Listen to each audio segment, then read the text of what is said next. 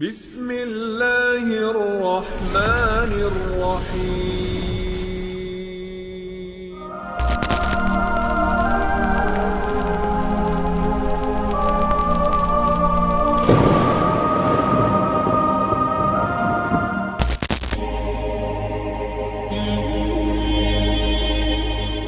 Baik, kita akan masuk pada kisah Nabi Allah Zakaria alaihi salatu wassalam.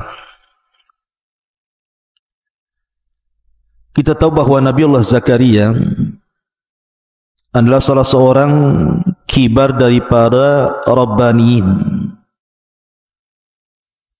Artinya termasuk pembesar-pembesar ahli ibadah yang ada di Baitul Maqdis,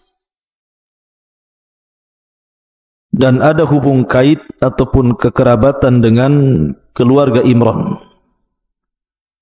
Dan kita sudah singgung kisahnya, siapa keluarga Imran, keluarga yang sangat suci dan dimuliakan oleh para ahli ibadah di Baitul Maqdis.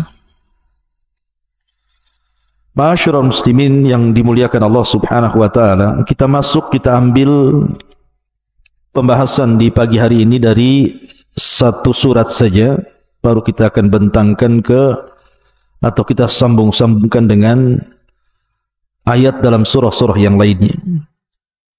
Kita akan baca dalam surah Al-Imran ayat 38 dan seterusnya sampai ke 42. Allah Subhanahu wa taala berfirman, "Hunalika da'a Zakaria rabbah. Qala rabbi habli min ladunka dzurriyyatan thayyibatan innaka sami'ud du'a." Di sanalah Zakaria berdoa kepada Tuhannya dan berkata, "Ya Rabb, berilah aku keturunan yang baik dari sisimu. Sesungguhnya Engkau Maha mendengar doa." Fanadathul malaikatu wa huwa qa'imun yusalli fil mihrab, "Anna Allah yubashshiruka bi Yahya musaddiqan bi kalimatin minallahi wasayyidan wa hasuran wa nabiyan minas salihin." Kemudian para malaikat memanggilnya ketika dia berdiri melaksanakan salat di mihrabnya. Allah telah menghabar gembirakan kepadamu wahai Zakaria dengan kelahiran Yahya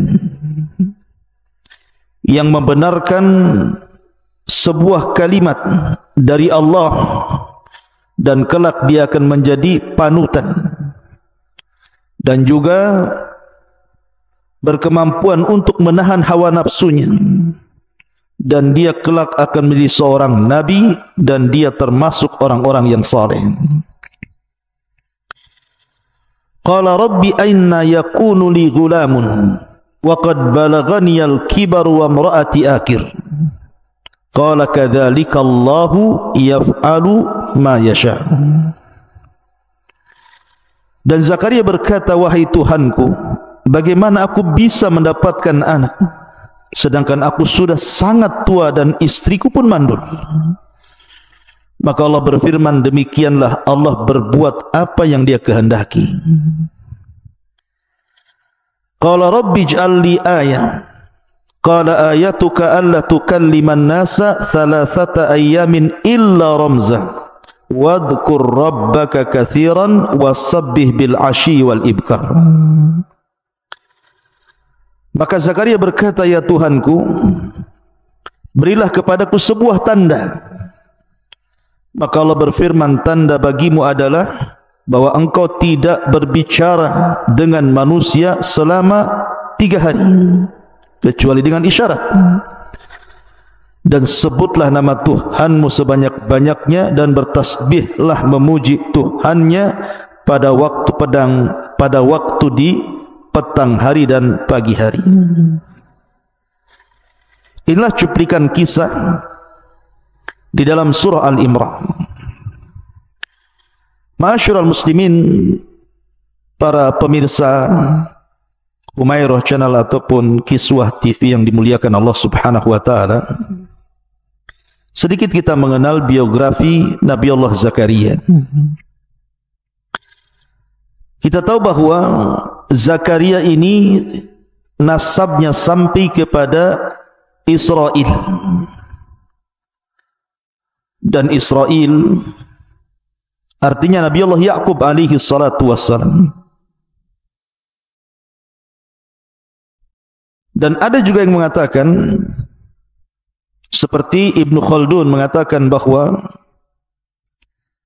Zakaria ini sampai nasabnya kepada Nabi Allah Daud alaihi salatu wassalam, salah satu keturunan Yahuda, putra daripada Nabi Allah Ya'qub alaihi salatu wassalam.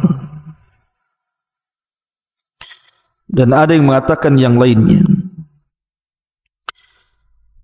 Dan kita tahu bahwa saya singgung di awal, Zakaria termasuk kibarur rabbaniin, pembesar dari pembesar-pembesar yang memakmurkan Baitul Maqdis bersama keluarga Imran. Dan Nabi Zakaria ini diuji oleh Allah Subhanahu wa taala dengan ujian yang banyak. Nanti saya akan ceritakan apa saja ujiannya. Tetapi Nabi Zakaria ini walaupun seorang nabi, disebutkan pekerjaannya itu adalah najjar, tukang kayu, mungkin bahasa kitanya mebel gitu ya.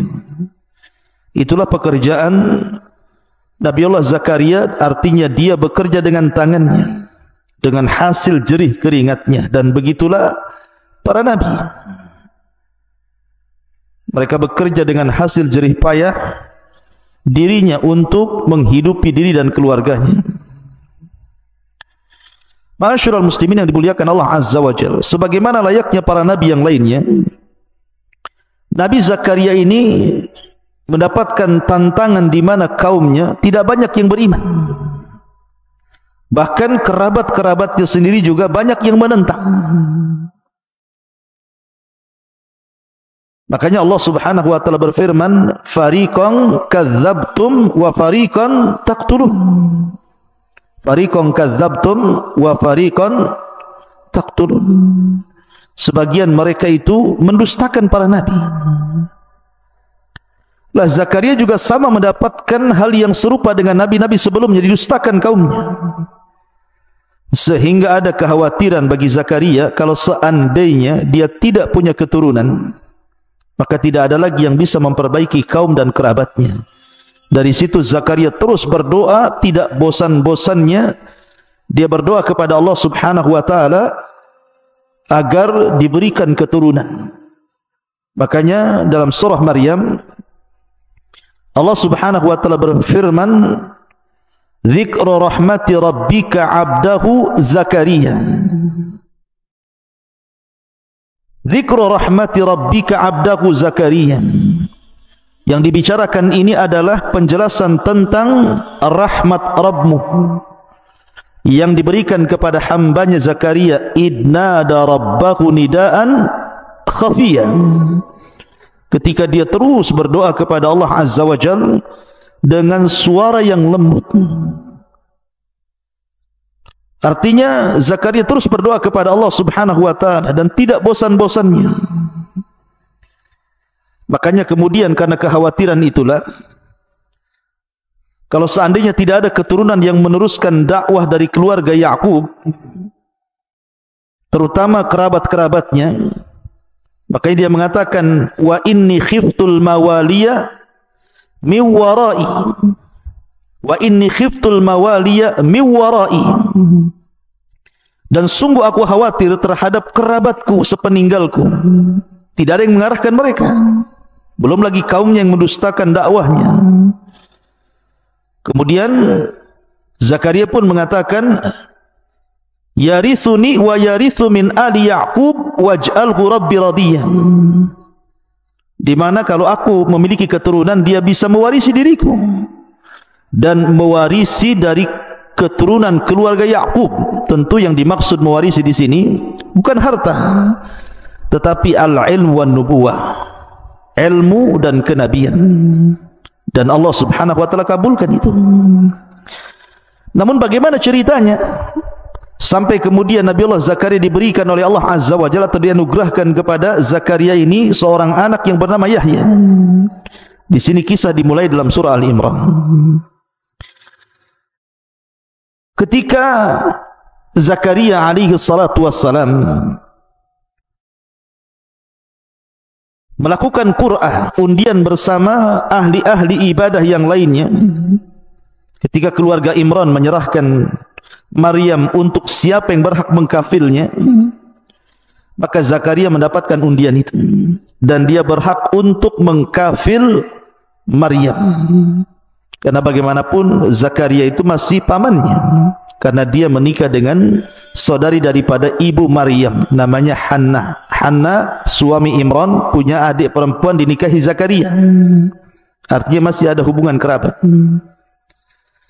Lah Zakaria lah ini kemudian mengasuh Maryam, sampai ketika ada peristiwa ketika Zakaria masuk ke mihrab Maryam, rupanya didapati banyak makanan. Anehnya lagi, makanan yang ada di musim panas ada pula di musim dingin atau sebaliknya. Kemudian melihat Maryam yang masih kecil diberikan karamah oleh Allah Subhanahu wa taala dengan diturunkan makanan dari langit secara langsung. Dan tentu karamah di sini menunjukkan bahwa Maryam adalah seorang wali Allah. Tetapi bukan berarti setiap wali Allah itu harus memiliki karamah, tidak. Abu Bakar tidak memiliki karamah, artinya tidak dikisahkan kepada kita Abu Bakar itu memiliki hal-hal yang ajaib, yang aneh, yang tidak dimiliki manusia. Apa kemudian kita katakan karena dia tidak punya karamah Abu Bakar bukan wali? Tentu tidak bisa dikatakan seperti itu. Karena keanehan-keanehan di dunia ini terkadang ada orang yang salah sangka. Ketika ada orang yang memiliki keanehan langsung disebut wali. Makanya Imam Syafi'i rahimahullahu taala mengatakan, "Idza ra'aitar rajula," apabila engkau melihat seseorang yamshi 'alal ma'u yatiru fil hawa, bisa berjalan di atas air atau bisa terbang, maka lihat amalannya, cocokkan amalannya dengan Quran dan Sunnah. Kalau memang amalannya cocok dengan Quran dan Sunnah, dia wali Allah. Tapi kalau tidak cocok dengan Quran dan Sunnah, dia wali syaitan, walinya syaitan. Makanya tidak setiap keanehan itu langsung pemiliknya dikatakan wali. Karamah itu hanya diberikan kepada orang-orang yang bertakwa kepada Allah Azza wa Jalla, karena keanehan di dunia ini cuma 3. Mukjizat diberikan kepada para nabi, karamah diberikan kepada para wali, dan sihir, nah itulah hamba-hamba syaitan, dukun dan yang semacamnya. Nah, ketika kita kembali ke kisah Zakaria ini masuk ke mihrab Maryam, Maryam ini mendapatkan karamah dari Allah, banyak makanan terutama buah-buahan, sehingga Nabi Zakaria alaihi salatu wassalam bertanya kepada Maryam, kullama dakhala 'alaiha Zakaria al-mihraba wajada indaha rizqan qala ya Maryam anna laki hadha qalat huwa min indillah innallaha yarzuqu man yasha bighairi hisab. Maka ketika Allah Subhanahu wa taala menjelaskan dalam ayat ini, maka ketika Zakaria masuk menemui Maryam di mihrabnya, sekali lagi Maryam itu mihrab itu tempat khusus untuk ibadah. Tiba-tiba kemudian Zakaria mendapatkan banyak makanan di mihrab Maryam itu. Maka Zakaria bertanya kepada Maryam, wahai Maryam, dari mana ini kau peroleh? Siapa yang kasih? Maka dengan yakinnya Maryam mengatakan, qalat huwa min indillah, dia datang dari Allah Subhanahu wa taala. Innallaha yarzuqu man yasha bighairi hisab, karena Allah memberikan rizki kepada siapa yang dia kehendaki tanpa ada perhitungan. Mendengar ucapan Maryam ini masuk ke akal Zakaria, seolah-olah Zakaria mengatakan, ini Maryam masih kecil, dia tidak pernah menghabiskan waktu kecuali untuk ibadah. Kemudian Allah sayang dan Allah berikan karamah, Kenapa aku tidak sama dengan dia? Maka dari situ kemudian Zakaria mengikuti cara Maryam. Akhirnya dia tidak pernah keluar dari mihrabnya dan terus berdoa. Dari sini Allah katakan hunalika da'a Zakaria rabbah.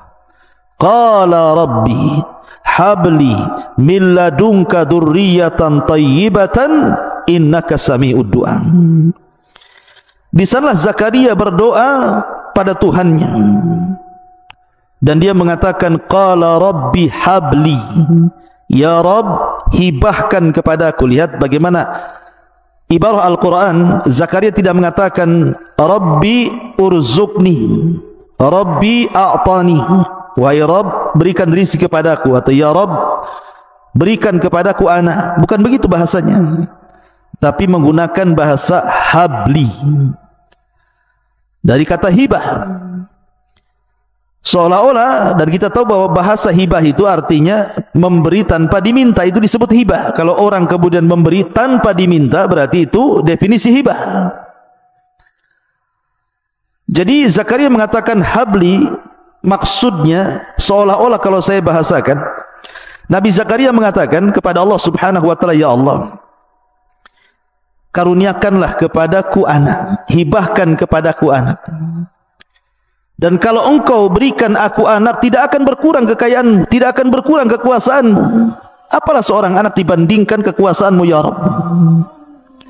Makanya itu yang dijadikan bahasa berdoanya Zakaria, Rabbi habli min ladunka, ya Rabb hibahkan kepadaku seorang anak dari sisimu, dzurriyyatan thayyibatan, yang kelak akan menjadi keturunan yang baik. Innaka sami'ud du'a. Dengan yakinnya Zakaria mengatakan, karena engkau zat yang maha mendengar doa. Yakin siapapun yang berdoa kepada Allah, pasti Allah mendengar doa kita. Soal mengijabah inilah, ada yang langsung diijabah kontan dengan doanya, ada yang kemudian ditukar doanya dengan dihindarkan dari musibah, ada juga doa itu tidak dikabulkan di dunia tapi menjadi tabungan kelak di surga. Jadi tidak ada ruginya orang berdoa itu. Lah karena Zakaria terus berdoa kepada Allah Azza wa Jalla, maka Allah itu rahim. Kasih sayangnya lebih luas dibandingkan kemurkaannya.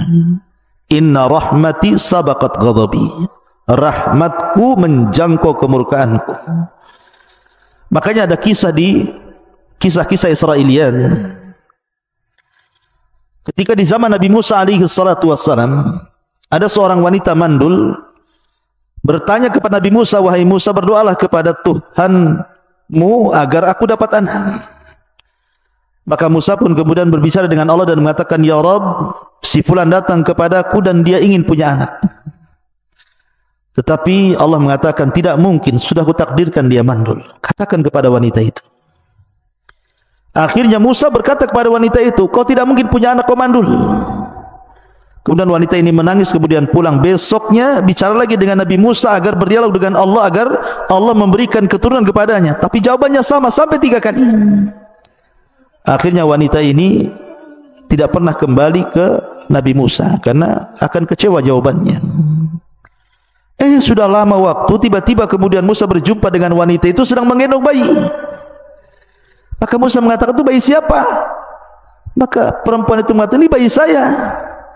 Lah, bukankah Allah Subhanahu wa taala sudah mentakdirkan kau mandul? Maka wanita ini mengatakan, saya tidak tahu, saya hanya berdoa. Akhirnya Allah kabulkan permintaanku. Maka Nabi Musa datang kepada Allah Azza wa Jalla kemudian berdialog, ya Rabb, bukankah kau yang menghabarkan kepadaku wanita itu mandul? Kenapa kau beri anak dia? Maka Allah mengatakan, ya Musa, sesungguhnya wanita itu terus talaha, merengek-rengek kepadaku, berdoa, terus berdoa. Akhirnya aku berikan kasih sayang kepada wanita itu dan kuberikan dia keturunan. Begitulah dahsyatnya sebuah doa. La yaruddul qada illa doa. Tidak ada yang bisa menolak takdir catatan para malaikat kecuali dengan doa. Makanya Zakaria mengatakan, innaka sami'ud du'a. Kemudian Allah mengatakan, fanadathul malaikatu wa huwa qa'imun yusalli fil mihrab. Maka para malaikat kemudian diutus oleh Allah untuk datang kepada Zakaria memberi kabar gembira bahwa kelak Zakaria itu akan punya keturunan. Lihat bagaimana Al-Quran mengatakan wa huwa qaimun yusalli fil mihrab. Kabar gembira itu disampaikan oleh para malaikat ketika Zakaria sedang salat di mihrab. Artinya bahwa salat itu memiliki faedah besar, bisa menghilangkan setiap kesulitan dan keperitan hidup kita. Betapa banyak orang-orang yang kemudian susah, tiba-tiba kemudian dia salat, tenang hidupnya. Maka bagi anda yang dirundung kesusahan, gundah gulana, dirundung dengan kesempitan, dirundung dengan banyaknya masalah, salat. Minta kepada Allah Subhanahu wa ta'ala dalam salat anda agar dimudahkan semua urusan anda. Maka yakinlah salat itu bisa menolong anda. Makanya Allah mengatakan wasta'inu bis sabri was salah. Mintalah pertolongan kepada dengan kesabaran dan dengan salat. Makanya di sini Allah menghabar gembirakan tidak sedang Zakaria mungkin sedang tidur, sedang bicara, sedang jalan, tidak, tetapi menghabar gembirakan Zakaria sedang salat. Apa kabar gembiranya? Annallaha yubashshiruka bi Yahya musaddiqan bi kalimatin minallahi wa sayyidan wa hasuran wa nabiyyan minas salihin. Bahwa Allah akan menghabarkan gembira kepada wahai Zakaria akan kelahiran Yahya yang membenarkan kalimat dari Allah dan kelak akan jadi panutan, dan dia bisa mencegah hawa nafsu, dan dia kelak jadi nabi, dan dia termasuk hamba-hamba Allah yang saleh. Masyarul muslimin yang dimuliakan Allah Azza wa Jalla, sedikit saya ingin jelaskan faedah tentang kisah Zakaria ini. Nabi Zakaria ini diuji oleh istrinya. Nabi Zakaria ini diuji oleh istrinya, di mana setelah istrinya kemudian menginjak tua, istrinya berubah sifatnya, berubah wataknya, berubah akhlaknya. Jadi su'ul khuluq, jelek akhlaknya. Dan itu ujian tersendiri bagi Nabi Zakaria. Jadi istrinya itu muamalahnya tidak baik. Mungkin bisa juga penyebabnya karena dia sudah tua, sudah menopause, tidak keluar haid lagi. Artinya sudah mandul, tidak mungkin punya keturunan. Jadi setiap istri memandang orang-orang yang sebaya dengan dia dari wanita-wanita yang sezamannya itu, yang sudah punya anak, sudah punya cucu, ngomong cucu ke sana kemari, cemburu. Sehingga akhirnya tasakhut, suka marah-marah. Pokoknya disebutkan oleh para ulama su'ul muamalah, buruk muamalahnya dengan Nabiullah Zakaria ini. Dan begitulah kehidupan berumah tangga. Terkadang pertengkaran dalam rumah tangga itu pemicunya adalah seorang istri karena buruknya akhlaknya. Saya contohkan dalam beberapa riwayat di zaman Nabi sallallahu alaihi wasallam. Di zaman Nabi sallallahu alaihi wasallam ada seorang sahabat namanya Safwan ibnu Mu'attil. Ingat namanya Safwan ibn Mu'attil. Safwan ibn Mu'attil ini suatu ketika diadukan oleh istrinya kepada Nabi sallallahu alaihi wasallam tentang perbuatan kasar Safwan kepada istrinya ini. Maka datanglah Safwan bersama istrinya ke hadapan Nabi sallallahu alaihi wasallam. Tiba-tiba kemudian Safwan ini dipermalukan istrinya di hadapan Nabi sallallahu alaihi wasallam. Ya Rasulullah, suamiku ini kalau aku sedang salat, selesai salat dia memukul diriku. Dia mengatakan ini apabila aku sedang salat, selesai salat dia memukul diriku. Yadribuni idza shallaitu, dia suka memukulku apabila aku selesai salat. Kemudian yufattiruni, dan dia membuat aku batal idza sumtu, apabila aku puasa. Kemudian dia mengatakan, dan dia selalu solat subuh itu ketika mendekati terbit fajar. Afan, mendekati hatta tatlu asyamsi, sampai matahari terbit baru dia solat subuh. Secara logika, kalau orang mendengar aduan istri seperti itu kepada Rasul, pasti yang disalahkan suaminya. Pertama, dia suka mukul. Yang kedua, istrinya dilarang puasa. Yang ketiga, sholat subuhnya ketika terbit matahari. Mungkin orang mengatakan ini masalah Safwan ini. Tapi Nabi SAW tentu tidak mau mendengar satu pihak. Rasul akan meminta keterangan Safwan, betul nggak tuduhan istrimu? Maka Safwan mengatakan di hadapan Nabi SAW, wahai Rasul, kenapa aku memukul istriku ketika dia selesai sholat? Istriku ini pemalas. Banyak pekerjaan rumah yang dilalaikan oleh dia. Ya, tugas istri kan nyapu, ngepel, atau nyuci, masak gitu ya. Itulah rutinitas istri. Lah istriku tuh malas. Tapi kalau dia sholat, dipanjangkannya pula sholat dia. Dia baca banyak surat. Mungkin habis Al-Baqarah, Al-Imran, habis Al-Imran, An-Nisa, kan lama jadi sholatnya. Mengabaikan yang lainnya, tapi kalau sholat dia lama. Kan boleh saja sholat itu baca satu surat pendek atau satu surat saja. Tidak perlu kemudian dirangkap-rangkap banyak surat. Supaya lekas sholatnya dan bisa mengerjakan pekerjaan rumahnya. Apa salah saya memukul dia? Tentu memukul seorang sahabat kepada istri bukan seperti memukul orang sekarang gitu ya. Sekarang dipukul, dihajar betul gitu ya. Jadi adapun yang kedua, kenapa aku membuat dia batal puasa dia? Aku ini anak muda, syahwatku tinggi. Tidak mungkin kemudian aku biarkan syahwatku diberikan kepada orang. Ya, aku berikan kepada istriku, dan makanya aku suruh dia jangan pernah puasa. Maksudnya puasa sunnah.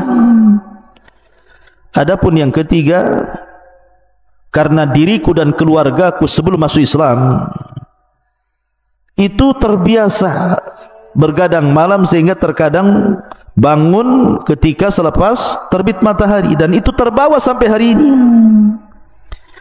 Maka Nabi SAW akhirnya membela Safwan ibn Mu'attil, karena Safwan ini suka tidur. Makanya ketika kisah hadisul ifki tentang berita bohong Aisyah berzina dengan Safwan ibn Mu'attil ini, kan kejadiannya seperti ini. Jadi Safwan ini kan ketiduran, karena memang orangnya suka tidur. Jadi pasukan itu sudah berangkat menuju Madinah. Dia nggak sadar satu persatu rombongan pasukan itu pergi ke Madinah, sementara dia tidur sendirian. Jadi ketika dia terbangun, pasukan udah nggak ada karena sudah berangkat pulang ke Madinah. Maka dia akhirnya berangkat sendirian, menunggang untanya itu. Lah di tengah jalan dia mendapati Ummul Mukminin Aisyah radhiyallahu anha tertinggal juga oleh kafilah pasukan Rasul, karena ketika itu Aisyah hendak buang hajat dalam riwayat, karena cincinnya kemudian jatuh dan mencarinya. Disangka pasukan Aisyah itu sudah masuk ke tenda yang di atas unta, maka ditinggalkannya. Rupanya Allah takdirkan tidak. Lah berjumpalah Safwan di tengah jalan, kemudian diantar sampai ke Madinah. Jadi memang Safwan seperti itu, makanya dia kadang telat bangun gitu. Tapi ini jangan dijadikan dalil tentang perbuatan Safwan ini kita kemudian subuhnya telat-telat terus, bukan. Gak bisa, itu bukan dalilnya, karena ada hadis yang lain yang menjelaskan tentang keutamaan sholat tepat waktu, pahala di saf pertama, dan begitu seterusnya. Tapi dari kisah ini siapa yang memulai? Istrinya yang membuat permasalahan di keluarga itu, istrinya kan, karena dia pemalas masalahnya. Ini satu kisah. Kisah yang kedua, kisah tentang Salmah maula Nabi SAW dan suaminya Abu Rafi bin Khadij, seorang pemanah handal, sama-sama maula Rasul, kemudian menikah. Lah kasusnya sama ini. Abu Rafi ini kalau sholat kemudian hadas, tidak membatalkan sholatnya. Harusnya kan kalau sholat hadas kemudian berwudu, diulang lagi sholatnya, karena Nabi SAW yang mengatakan kan, apabila salah seorang di antara kalian berhadas, berwudulah, kan begitu. Lah istrinya ini suka teriak-teriak apabila Safwan sedang sholat, dia teriak-teriak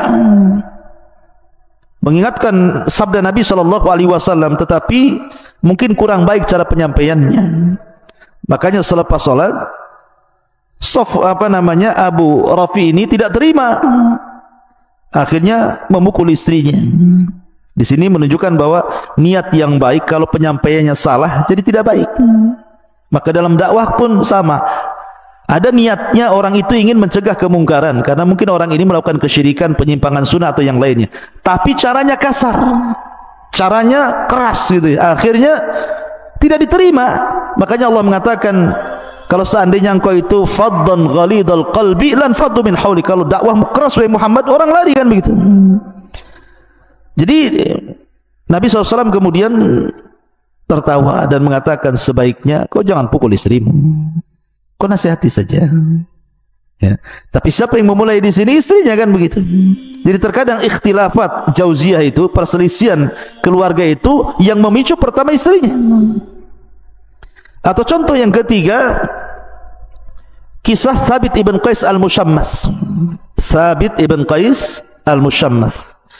Dia punya istri cantik, bahkan termasuk wanita yang paling cantik dari wanita-wanita Ansar.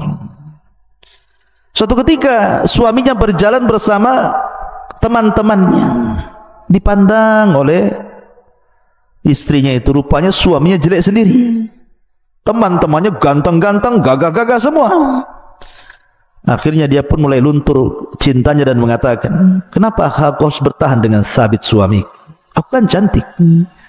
Kalau aku bercerai dengan dia, banyak laki-laki tampan yang akan mengejarku menurut dia. Akhirnya dia datang kepada Nabi SAW mengatakan, ya Rasul, aku tidak mencela Thabit dari segi agama dan akhlaknya. Aku puji itu. Tapi aku takut kufur dengan dia. Lihat bahasa dia, aku takut kufur. Dia hendak mengatakan, tapi dia enggak tampan, dia enggak gagah, akhirnya luntur cintaku. Tetapi dia menggunakan bahasa umum, aku takut kufur kepada dia. Tidak bisa melayani karena hilang cinta. Akhirnya Rasul memanggil Thabit ibn Qais dan mengatakan, ya Thabit, istrimu gugat cerai khulu, gimana ini? Kata Thabit, saya enggak mau. Tapi istrinya memaksa. Akhirnya kemudian Rasul mengatakan kepada istrinya, ataruddina hadiqatahu, maukah kau kembalikan maharnya berupa kebun Thabit yang dulu diberikan sebagai maharmu? Kata istrinya, ya. Akhirnya dikembalikanlah kebun itu dan terjadilah khulu, gugat cerai di sini. Allah takdirkan wanita itu sesuai dengan keinginannya, dia menikah dengan laki-laki yang gagah, yang tampan. Tetapi lambat laun dia kecewa gara-gara yang suami baru ini tidak bisa memuaskan dalam urusan ranjang.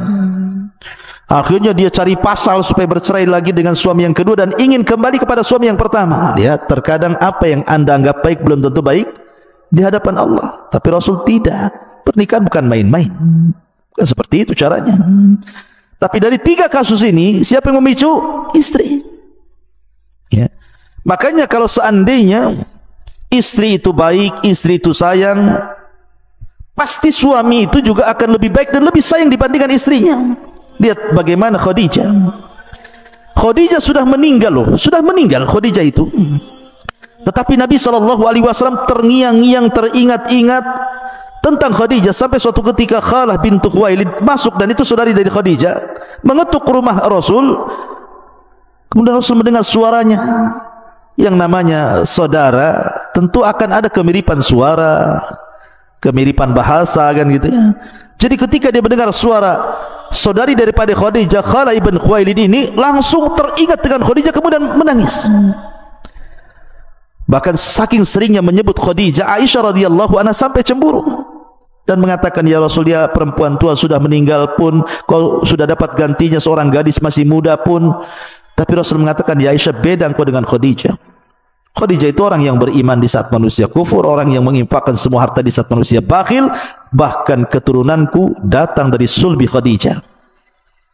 Lihat sayangnya Rasul kepada Khadijah karena kebaikannya kan gitu ya. Karena kebaikan, bahkan terkadang Nabi SAW menyembelih kambing kemudian membagi-bagi kepada teman-teman Khadijah yang masih hidup. Sampai seperti itu. Jadi kalau seandainya istri itu baik, pasti sayang suami itu, bahkan akan dikenang walaupun istri sudah mati. Seperti kenangan Rasul kepada Khadijah bintu Khuwailid, maka jadilah istri-istri yang baik. Kita kembali ke kisah bahwa lah Nabi Zakaria ini diuji oleh istrinya. Istrinya itu su'ul khuluq. Ya, jelek akhlaknya, jelek muamalahnya kepada Nabi Zakaria di masa tuanya. Karena mungkin tadi faktor tidak punya anak, sudah tidak haid lagi, tidak mandul, punya keturunan, akhirnya jadi temperamen, mudah marah gitu ya. Tolong di belakang jangan ributnya, nanti masuk pula di sini. Kalau mau ribut di luar saja atau ke hutan Jabal Uhud sekalian. Jadi Akhirnya kemudian Nabi Zakaria terus berusaha menasihati istrinya dan berdoa kepada Allah Subhanahu wa taala. Karena terus berdoa, akhirnya kemudian Allah Subhanahu wa taala berfirman dalam surah Al-Anbiya. Apa firman-Nya? Fastajabna lahu wa wahabna lahu Yahya wa aslahna lahu zaujah. Dan kami kabulkan permintaan Zakaria, dan kami anugerahkan kepada Zakaria Yahya, dan kami aslahna lahu zauja, kami perbaiki istrinya. Memang ada penafsiran tentang kalimat aslahna lahu zauja ini, dan kami perbaiki istrinya Zakaria ini. Ada yang mengatakan bahwa istrinya Zakaria itu kenapa dia mandul? Karena sudah menopause, sudah tidak keluar haid lagi. Maka karena Zakaria terus berdoa kepada Allah ingin punya keturunan, Allah takdirkan akhirnya dia haid lagi. Itu ada juga yang mentafsirkan seperti itu. Ada yang mengatakan bahwa aslahna lahu zauja itu artinya Allah berikan keturunan dari istri Zakaria ini. Dan ada juga yang mengatakan Allah perbaiki akhlak buruknya sehingga dia menjadi wanita yang salehah, berbakti lagi kepada suaminya dan tidak pernah marah-marah lagi, tidak pernah mengeluarkan kata-kata yang tidak sopan lagi, sudah santun dia ucapannya. Ma'asyiral muslimin yang dimuliakan Allah Subhanahu wa taala, itulah ujian dari istrinya. Dan satu sisi ujian yang paling berat adalah ketika dia tidak punya keturunan, sementara dia harus punya penerus untuk menjadikan estafet dakwah Zakaria mendakwahi Bani Israel. Karena Bani Israel ini terutama orang-orang Yahudi, mereka tidak mau beriman, akhlaknya buruk, mendustakan para nabi, bahkan sebagian mereka membunuh para nabi. Bahkan Zakaria pun berakhir dengan pembunuhan, termasuk putranya Yahya, dan itu sudah saya jelaskan semalam kajian tentang kisah Nabi Yahya. Ma'asyiral muslimin yang dimuliakan Allah Azza wa Jalla, lah ketika kemudian Allah Subhanahu wa taala menghabarkan bahwa Zakaria akan punya anak, kita lanjut pada surah Al-Imran. Qala rabbi anna yakunu li ghulamun wa qad balaghani al-kibar wa imraati aqirun qala kadzalika Allahu yaf'alu man yasha. Dia mengatakan, ya Rabb, mana mungkin aku punya keturunan sementara usiaku sudah lanjut. Ada yang mengatakan bahwa usia Zakaria itu menurut Ibnu Katsir rahimahullahu taala menukilkan pendapat ahli sejarah juga bahwa usianya itu 100 lebih, sudah tua, sudah renta. Kibari itiyah, itiyah itu artinya sudah tua sekali gitu ya, dalam surah Maryam itu. Wa qad balagani al-kibaru, bahkan dalam surah Maryam itu washta'ala ra'si syaibah, dan seluruh kepalaku sudah beruban. Jadi dia sudah tua, ditambah-tambah wa imraati aqir, istrinya mandul karena sudah menopause, sudah tidak keluar haid, artinya tidak mungkin punya keturunan. Tetapi Allah itu berkuasa menjadikan sesuatu yang mustahil menjadi mungkin karena doa. Qala kadzalika Allahu yaf'alu ma yasha. Begitulah Allah berbuat sekehendaknya. La tas'al aman yaf'al wa hum yus'alun. Jangan kau tanya bagaimana Allah berbuat, bahkan Allah yang berhak bertanya tentang perbuatan kalian. Jadi Allah itu ala kulli syai'in qadir. Allah itu maha mampu atas segala sesuatu. Maka dalam ayat yang lain, walam taku syai'an, dulu engkau juga tidak ada wahai Zakaria, kemudian aku yang ciptakan engkau. Artinya tidak mustahil bagi Allah kemudian memberikan keturunan berupa Yahya. Kemudian Zakaria mengatakan berdoa kepada Allah Azza wa Jalla, ya Rabb, taib, kalau seandainya engkau hendak menganugerahkan Yahya kepada aku, lalu apa tandanya, apa cirinya, apa alamatnya? Maka Allah Subhanahu wa taala melanjutkan, Rabbi ij'alli ayah, tolong berikan tanda kepadaku. Qala ayatuka alla tukalliman nas thalathata ayyam illa ramzan. Nanti kalau engkau tidak mampu bicara alias bisu selama 3 hari, dan kau hanya bisa mengisyaratkan dengan tanganmu atau mungkin dengan tulisan begitu ya, itulah tandanya. Maka suatu hari kemudian Ayub pun berdoa kepada Allah di mihrabnya, salat, berzikir, mengingat Allah Azza wa Jalla. Tiba-tiba dia tidak bisa bicara, zikir pun tidak bisa.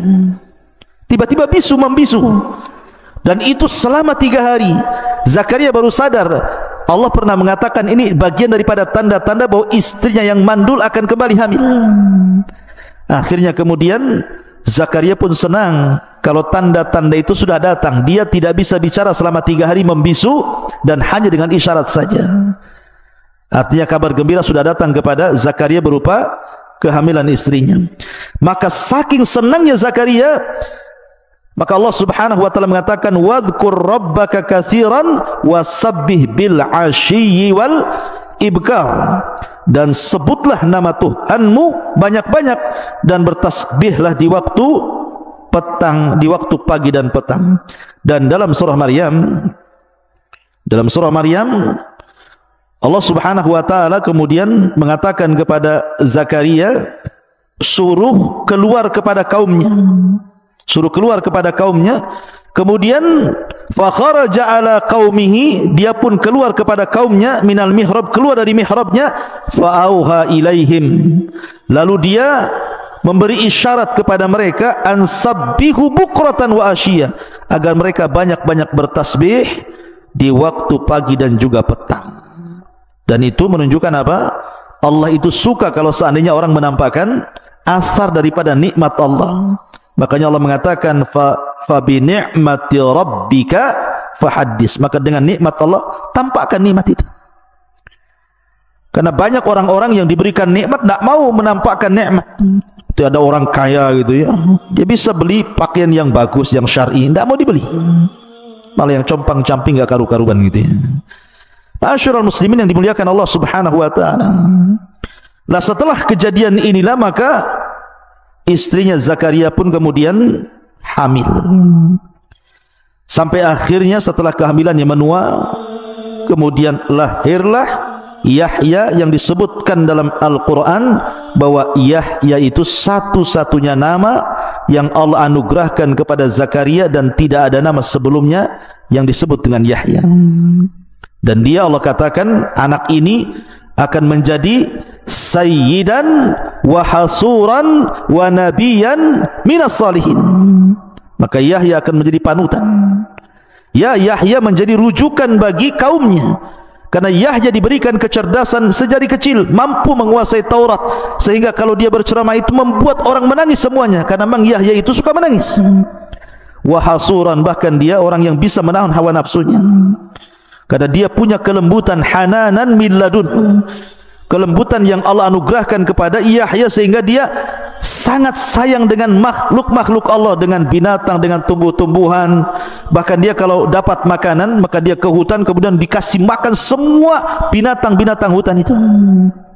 Lihat bagaimana contoh, bagaimana seorang Nabi mencontohkan kepada kita untuk berbuat baik bukan hanya kepada manusia, sampai kepada binatang, sampai kepada tumbuh-tumbuhan. Di zaman sekarang tidak. Betapa banyak orang yang menyiksa binatang. Dia tidak tahu hadis Nabi SAW, udzibatil mar'atu fi hirratin habasatha, seorang wanita diadab dan dimasukkan ke neraka gara-gara kucing dirawatnya sampai mati karena enggak dikasih makan dan minum.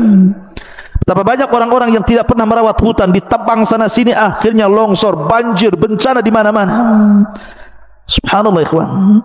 Ma'asyiral muslimin yang dimuliakan Allah Subhanahu wa taala. Maka dia akan menjadi hasur dan nabi, seorang nabi. Bapaknya nabi, dia pun seorang nabi, kemudian punya kerabat juga seorang nabi, Isa bin Maryam, dan turunan daripada Nabi Dawud, Sulaiman, Yakub, semua turunan nabi. Nabi Allah Dawud, Nabi Allah Zakaria alaihi salatu wasalam secara nasab, dan juga Yahya alaihi salatu wasalam secara nasab para nabi. Ma'asyiral muslimin yang dimuliakan Allah Subhanahu wa taala. Lah, maka setelah dianugerahkan Yahya, dan Yahya pun menjadi nabi setelah besar, kemudian menggantikan estafet dakwahnya, maka Allah Subhanahu wa taala takdirkan putranya harus dibantai oleh tentara Herodian. Dan ini sudah saya kisahkan, Anda bisa dengar di YouTube dalam kisah Nabi Allah Yahya alaihi salatu wassalam. Rupanya nasib Zakaria pun sama.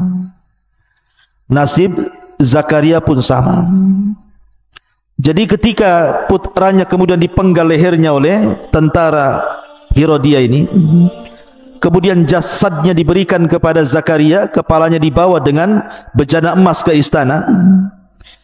Maka akhirnya ketika itu ada rencana pembunuhan juga kepada bapaknya. Nah ketika itu Zakaria ada di kebun, dicari sama tentara-tentara Herodia ini untuk dibunuh itu. Maka salah satu pohon yang ada di kebun itu kemudian memanggil Zakaria dan mengatakan, kemarilah kau Zakaria, sembunyilah dalam pohonku ini. Akhirnya kemudian terbelahlah pohon itu, dia masuk ke dalam pohon, kemudian pohon itu menyembunyikan jasad Zakaria. Tetapi Allah takdirkan iblis menjelma manusia, tahu di mana letak persembunyian Zakaria. Jadi ketika Zakaria masuk ke dalam pohon itu, iblis melihatnya. Akhirnya dia berbentuk manusia, memberitahu pasukan bahwa Zakaria ada di situ. Kemudian berakhir dengan penggergajian pohon dan berakhir dengan kematian Nabiullah Zakaria alaihi salatu wassalam. Berbeda dengan kisah-kisah para nabi yang lainnya, karena Nabi Yahya ini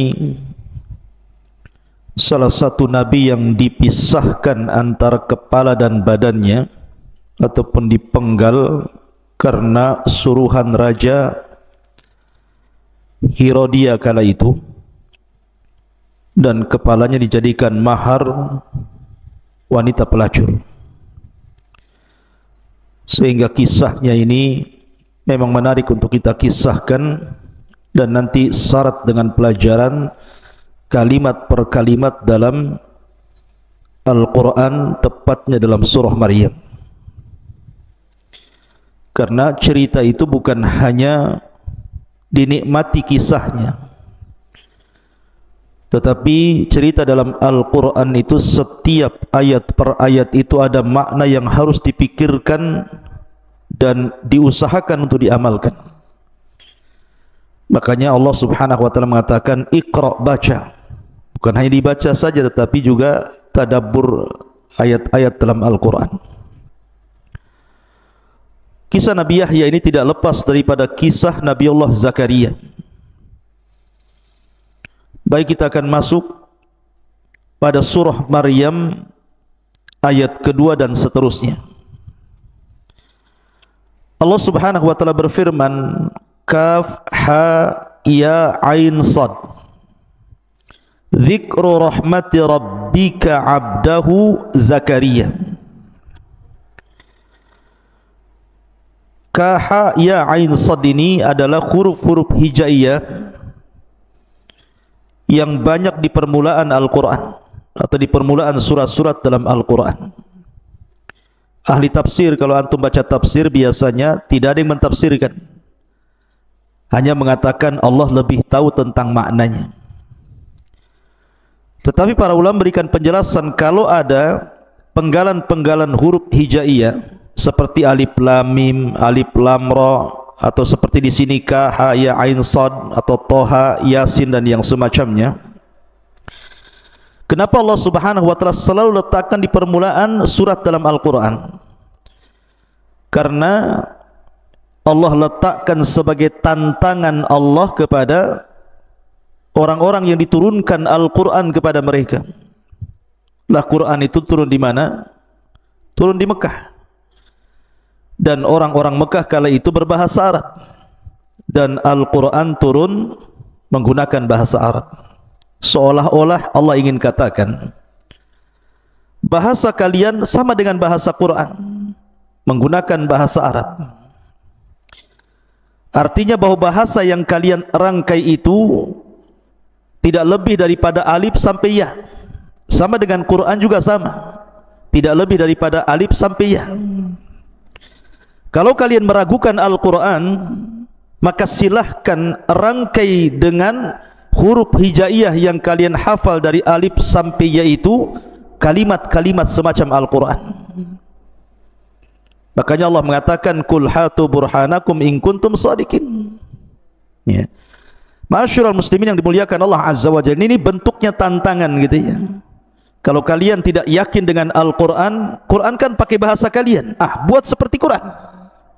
Itu maksudnya kenapa potongan-potongan huruf hijaiyah ini selalu diletakkan di permulaan surat dalam Al-Quran.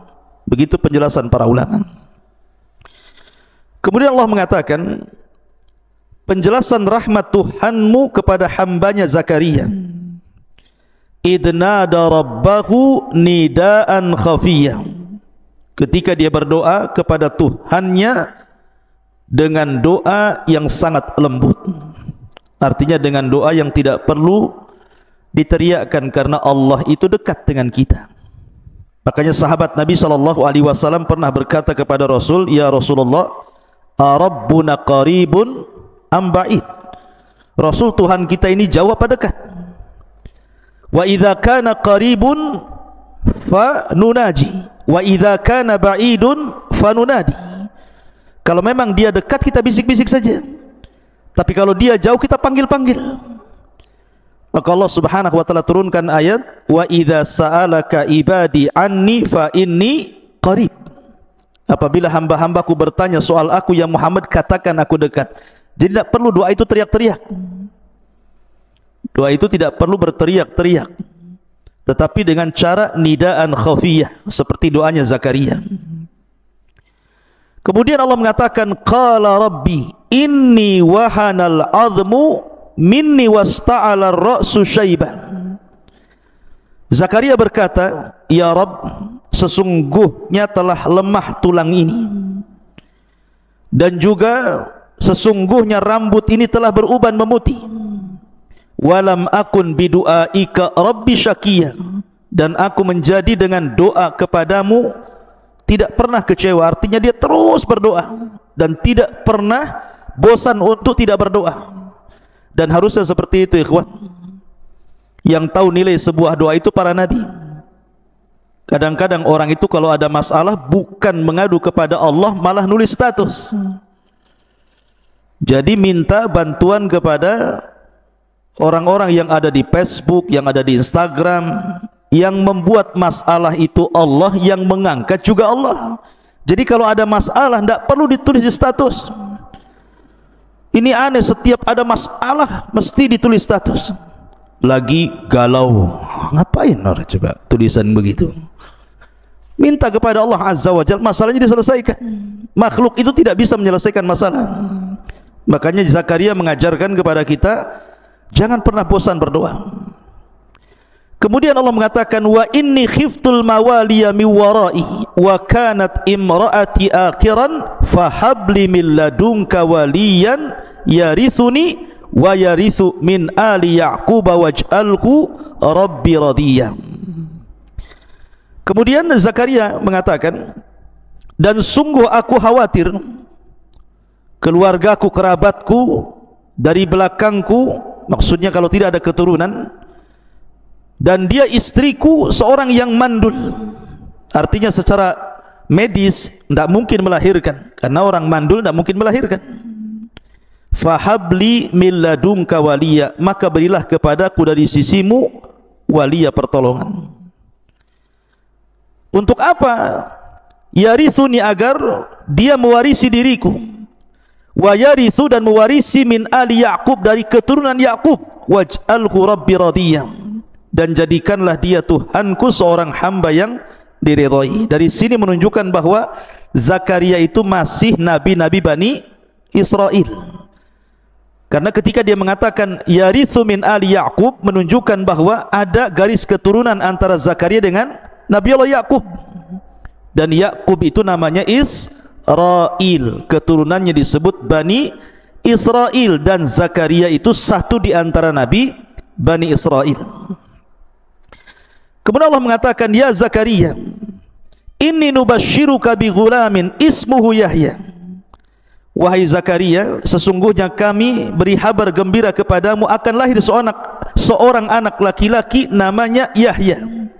Lam naj'al lahu min qablu samia, di mana nama Yahya itu belum pernah ada nama seperti itu sebelumnya. Jadi nama Yahya itu nama satu-satunya yang Allah berikan kepada putranya Zakaria. Sebelumnya tidak ada orang namanya Yahya. Kalau sekarang banyak nama Pak Yahya itu. Di mana rumah Pak Yahya? Sebelah sana. Tapi sebelum itu, di zaman Nabi Yahya tidak ada nama Yahya kecuali putra Zakaria. Maksudnya seperti itu. Kemudian qala rabbi anna yakunu li gulamun wa kanat imraati akiran wa qad balagtu minal kibari itiyah.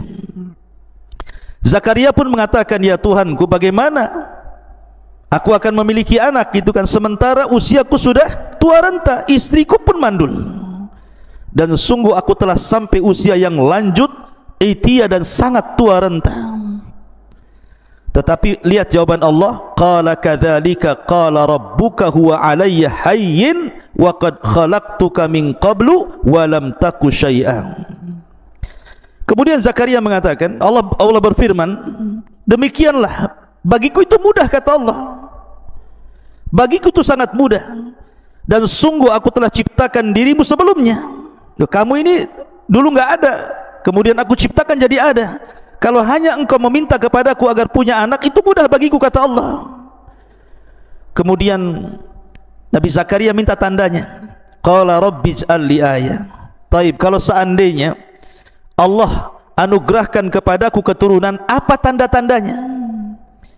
Maka Allah mengatakan, qala ayatuka alla tukalliman nasa thalathata ayyamin sawiyah. Tandanya bahwa engkau tidak akan bisa bicara kepada manusia selama 3 malam, padahal engkau dalam kondisi sehat. Jadi nanti kalau engkau tiba-tiba tidak bisa bicara, bisu gitu kan, mau ngomong susah, harus dengan isyarat atau dengan tulisan, dan itu selama 3 hari, berarti istri mengandung tuh.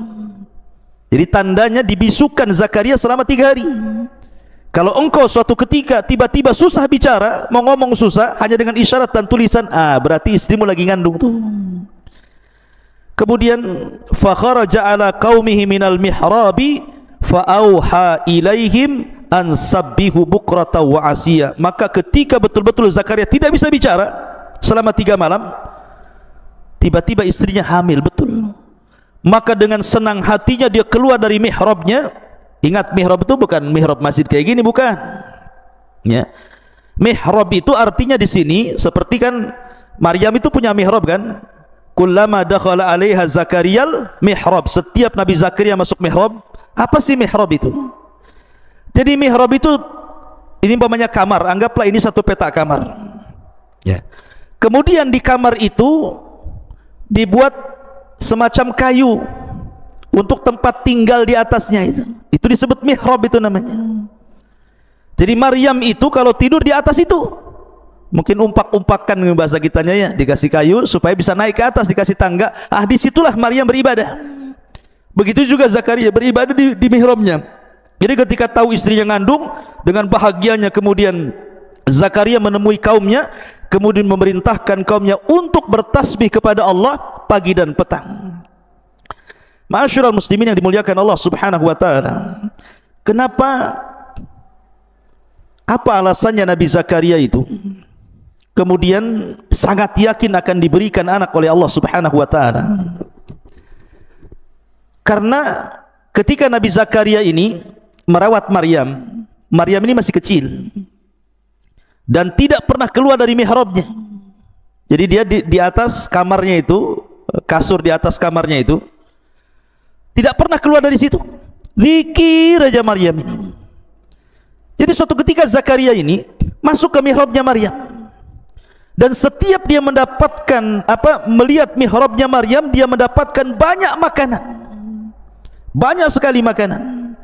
Makanya Allah mengatakan, kullama dakhala 'alaiha Zakariyal mihrab wajada indaha rizqa. Setiap Zakaria masuk ke kamarnya Maryam, ke mihrabnya, sudah banyak makanan, terutama buah-buahan.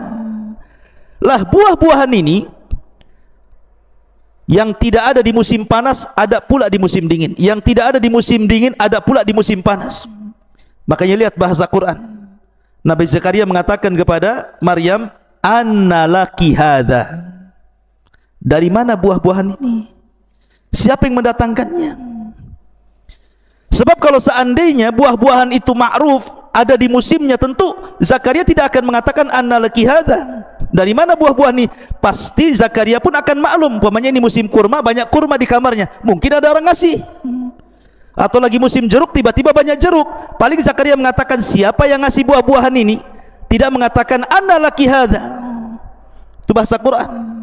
Tiba-tiba Maryam mengatakan apa? huwa min indillah. Ini datang dari Allah. Subhanallah.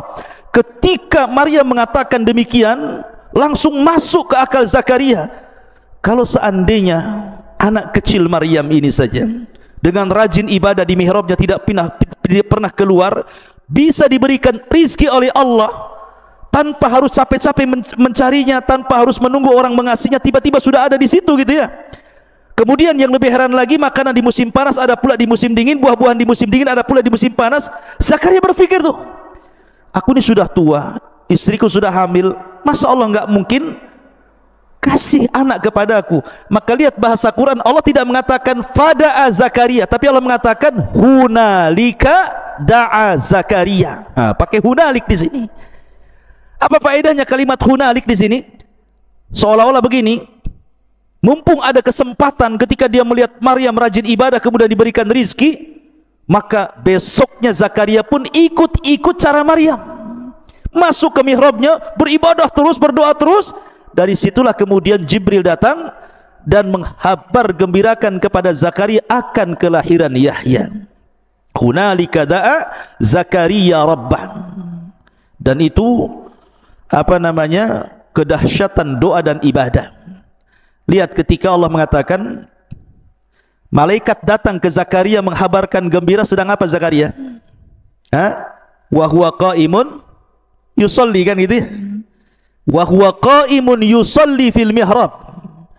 Jadi malaikat ketika menghabarkan bahwa Zakaria itu akan melahirkan, atau bukan dia yang melahirkan, istrinya akan melahirkan Yahya, Zakaria sedang sholat. Kenapa Allah Subhanahu wa taala tidak menyebutkan Zakaria sedang tidur, Zakaria sedang ngobrol, Zakaria sedang main, Zakaria sedang jalan? Kok sedang sholat diberikan kabar? Kata para ulama, lihat bagaimana sholat itu bisa menyelesaikan sebuah permasalahan. Makanya Nabi SAW kalau ada masalah itu segera sholat, kemudian meminta kepada Allah supaya masalahnya diselesaikan. Maka sholat itu sesuatu yang sangat penting dalam kehidupan umat manusia ini. Baik, setelah kemudian Allah Subhanahu wa taala anugerahkan Zakaria seorang putra namanya Yahya. Nabi Yahya ini ikhwatu fiddin, muliakan Allah Azza wa Jalla, orangnya aneh karena selalu hidup di hutan. Jadi kecil-kecil itu hidup di hutan dia tidak pernah bergaul dengan kawan-kawan sebayanya, sendiri dia hidupnya itu.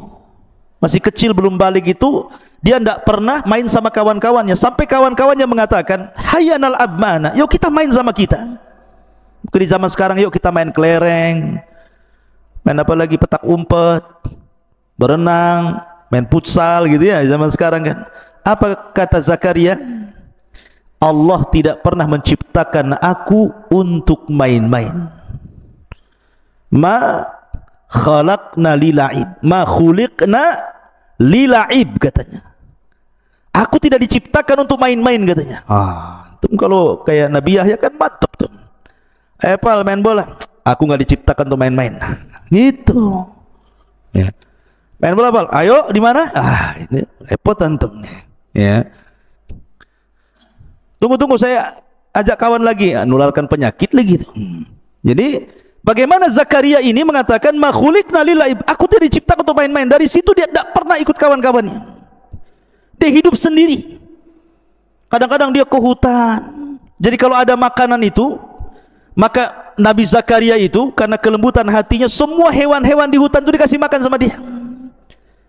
Sampai akhirnya mulai dari hewan buas sampai hewan jinak itu tidak berani mengganggu Nabi Yahya karena dia yang kasih makan mereka. Ma'asyiral muslimin yang dimuliakan Allah Azza wa Jalla, perhatikan di sini kisah ini dimulai dari surah Maryam. Ya Yahya khudil kitaba biquwwah, wa Yahya, ambillah kitab Taurat ini dengan kuat. Dari sini ada faedah apa? Seorang pendakwah itu harus kuat. Allah mengatakan ya Yahya, ambil Taurat dengan kuat. Faedahnya apa? Antum thalabul ilmi kelak akan jadi dai. Antum tidak boleh lemah, harus kuat, harus siap menghadapi masalah, tidak boleh malas.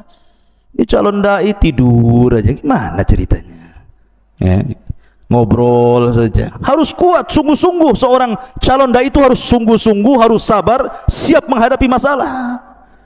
Karena nanti antum akan dihadapkan dengan berbagai masalah dari mad'u, dari orang yang antum dakwahi. Makanya Allah mengatakan, ya Yahya khudil kitaba bil quwwah. Kenapa bil quwwah, dengan kekuatan? Karena tantangannya berat jadi seorang pendakwah itu. Akan ada masalah banyak. Quran ini Allah mengatakan, inna aradna al-amanata ila samawati wal ardi wal jibali fa'abaina an yahmilnaha. Kan itu ya? Wa ashfaqna minha wa hamalahal insan. Coba. Ketika Allah Subhanahu wa ta'ala tawarkan nih agama ini, Quran ini kepada langit, kepada bumi, kepada gunung, semua tolak. Mereka enggak mau. Karena tahu bahwa amanah menyampaikan Al-Quran itu berat. Wa ashfaqna minha, enggak mau mereka. Fahamalahal insan, manusia pula mau. Makanya Allah mengatakan innahu kana zaluma, kayak gitu ya. Qatafidin muliakan Allah Azza wa Jalla. Jadi faedahnya khudil kitaba bil quwwah, antum calon-calon dai harus kuat. Dari sekarang harus kuat, jangan membleh, jangan malas. Wa atainahul hukma sabiyya, dan kami telah memberikan hikmah, ilmu, pengetahuan, kecerdasan kepada Yahya sejak dari anak-anak. Makanya tadi diajak main dia nggak mau. Bahkan suatu ketika Nabi Zakaria ini kehilangan Yahya, namanya anak-anak gitu kan, hilang 3 hari, pusing tuh Nabi Zakaria itu, kemana ini Yahya ini pergi ini. 1 hari tidak ketemu, 2 hari nggak ketemu, 3 hari nggak ketemu, pas hari ketiga baru ketemu. Rupanya Nabi Yahya sedang menggali kuburan, lahat. Kemudian dia duduk di samping lahat itu sambil menangis. Kemudian Zakaria datang dan mengatakan, wahai Yahya, ya bunai, wahai anakku, aku sudah mencari kamu 3 hari, aku tidak melihat dirimu. Dan ini kuburan siapa? Kau hendak menggali untuk siapa? Kuburan untuk siapa ini? Yahya sambil menangis mengatakan, karena Yahya itu terkenal bakain, orangnya itu suka nangis, suka sekali dengan nangis, karena takut kepada Allah Azza wa Jalla. Dan dia mengatakan, ya Abi, bukankah kau yang menghabarkan kepada aku bahwa antara kita ini akan berada di antara sorga dan neraka, dan yang bisa menghantarkan kita ke sorga itu adalah dengan tangisan. Maka aku melihat kematianku di sini, aku menangis. Maka dua-duanya sama-sama menangis akhirnya. Jadi Zakaria itu diberikan kecerdasan luar biasa. Itu sejak kanak-kanak itu. Makanya dia diangkat jadi nabi itu dari kanak-kanak, sudah diangkat jadi nabi gitu. Karena Allah berikan kecerdasan. Tidak ada anak-anak di zamannya, bukan lagi anak-anak, orang dewasa yang paham Taurat kecuali Yahya. Jadi Allah sudah pahamkan Taurat itu sejak kecil. Sudah belajar Taurat, akhirnya paham. Kayak antum, seusia antum ini sudah hafal Quran plus dengan tafsirnya 30 juz, gitu maksudnya kan, mantap tuh. Ini Quran saja sudah belum hafal, cerita tafsirnya pula kan gitu ya. Jadi Nabi Yahya itu sejak kecil sudah hafal Taurat betul-betul, dan dia memiliki suara indah ketika membaca Taurat.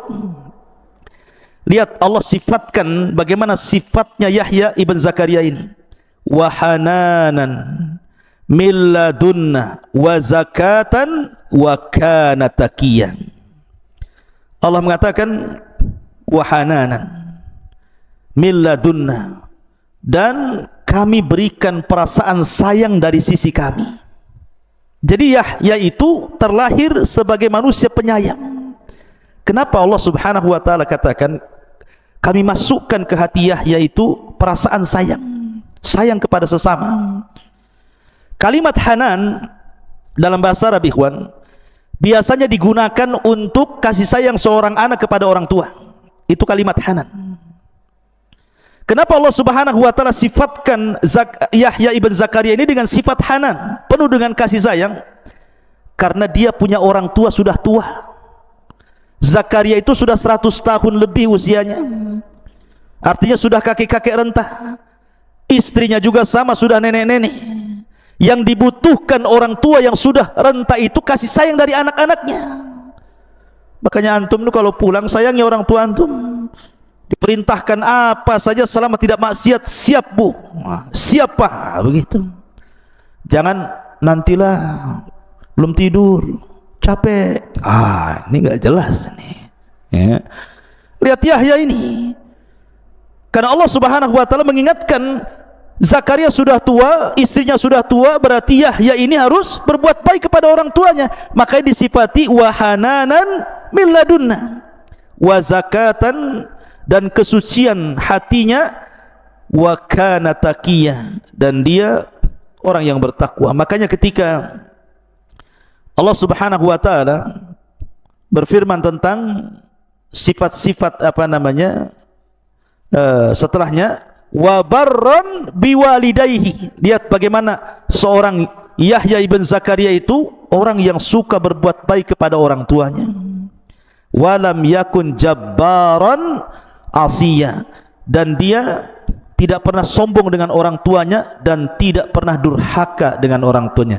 Lihat bahasa Quran, ikhwan. Ketika Allah mensifati Isa dengan mensifati Yahya berbeda.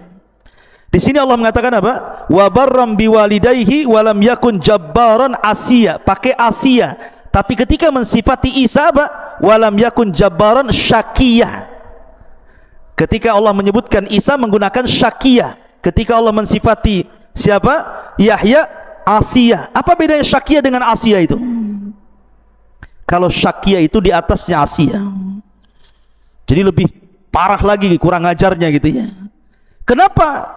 Ketika kemudian Allah mensifati Nabi Isa bahwa dia bukan orang yang sombong kepada orang tuanya dan tidak pernah kurang ajar sekali kepada orang tuanya, karena Yahya itu masih ada ibu, masih ada bapak. Sehingga kalau seandainya seseorang anak punya ibu bapak, suatu ketika mungkin dia tidak nurut sama ibunya, kemudian ibunya sakit hati, ada yang kasih nasihat suaminya, memberikan kesabaran. Makanya masih terhibur ibunya dengan suaminya walaupun anaknya kurang ajar gitu ya. Lah makanya menggunakan Asia. Beda dengan Isa. Isa hanya punya ibu, tidak punya suami gitu ya. Sehingga kalau dia disakiti anaknya, sakit hatinya itu dalam. Makanya ini juga risalah kepada orang-orang yang hanya punya ibu dan sudah tidak punya ayah. Maka jangan sakiti hati ibu Anda, karena sakitnya itu lebih dalam dibandingkan ketika masih ada suaminya. Itu maksudnya di situ ya. Ini pelajaran besar juga bagi antum yang syukur-syukur antum masih punya kedua orang tua. Allah mengatakan wassalamun alaihi yauma wulida wa yauma yamutu wa yauma yub'atsu hayya. Enggak apa-apa kita akhirkan nanti isyanya. Dan sejahteralah atas Yahya pada hari dilahirkan, pada hari dia meninggal, dan pada hari dia dibangkitkan. Dan itulah keinginan kita, selamat saat dilahirkan, selamat saat diwafatkan, dan selamat saat dibangkitkan. Tapi ini sedikit kisah daripada dalam surah Maryam. Kita masuk pada kisah inti. Ma'asyiral muslimin yang dimuliakan Allah Azza wa Jalla. Di zaman Nabi Yahya itu hidup 3 nabi. Pertama Zakaria, yang kedua Isa, yang ketiga Yahya. Ini hidup sezaman. Zakaria, Yahya, Isa hidup sezaman. Karena antara Yahya dan Zakaria itu, Yahya dengan Isa itu masih kerabat.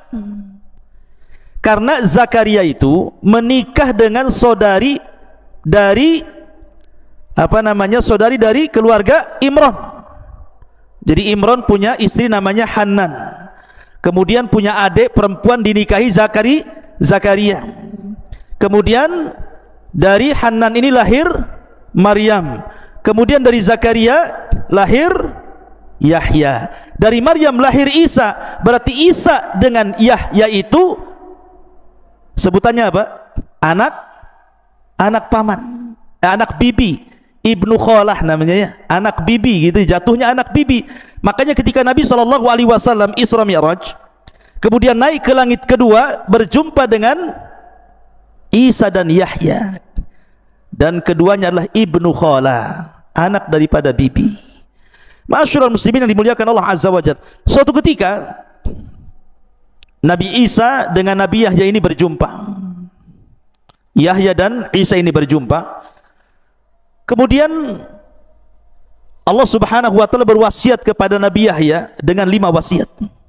Wahai Yahya, aku beri kau 5 wasiat. kau amalkan 5 wasiat ini, kau dakwahkan kepada Bani Israel dan suruh Bani Israel mengamalkannya. Ketika berjumpa dengan Nabi Isa, Yahya bercerita bahwa dia diberikan 5 wasiat oleh Allah Azza wa Jalla dan menyebutkan wasiat-wasiatnya. Kata Isa, wahai Yahya, kau harus segera menyampaikannya.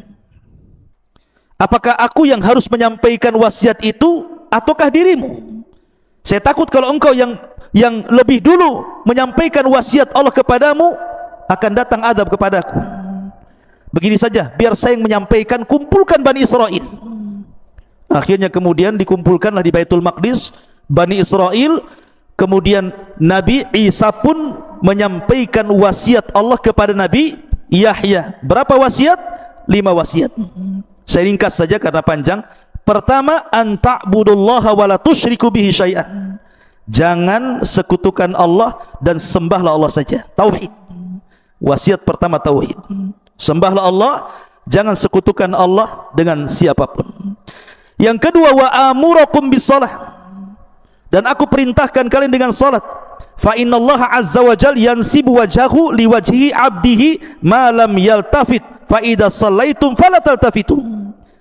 Yang kedua, laksanakan salat dan jangan menoleh ketika salat, sebab Allah selalu menghadapkan wajahnya kepada hambanya selama hamba itu tidak menengok dalam salatnya.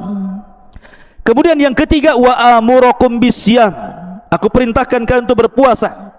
Kemudian yang keempat, wa amurakum bisadaqah, ya, dan aku perintahkan untuk sedekah. Subhanallah, sedekah ini tinggi nilainya setelah tauhid, salat dan puasa.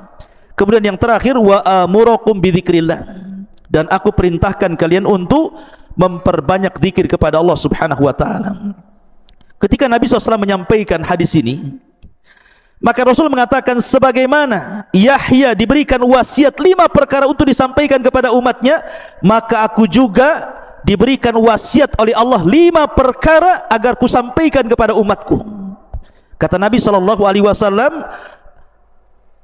wa ana amurakum bi khamsin Allahu amarani bihinna, dan saya perintahkan kepada kalian 5 perkara sebagaimana Allah perintahkan 5 perkara kepadaku.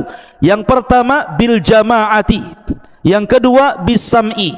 Yang ketiga, bil ta'ati. Yang keempat, bil hijrati. Dan yang kelima, bil jihadi fi sabilillah. Pertama, bil jamaah. Maksudnya jamaah ini jangan keluar dari ketaatan kepada pemimpin, karena itu ciri-ciri khawarij. Yang kedua, mendengar kepada pemimpin, jangan bermaksiat selama perintahnya itu ma'ruf. Kemudian yang ketiga, taat selama perintahnya tidak maksiat.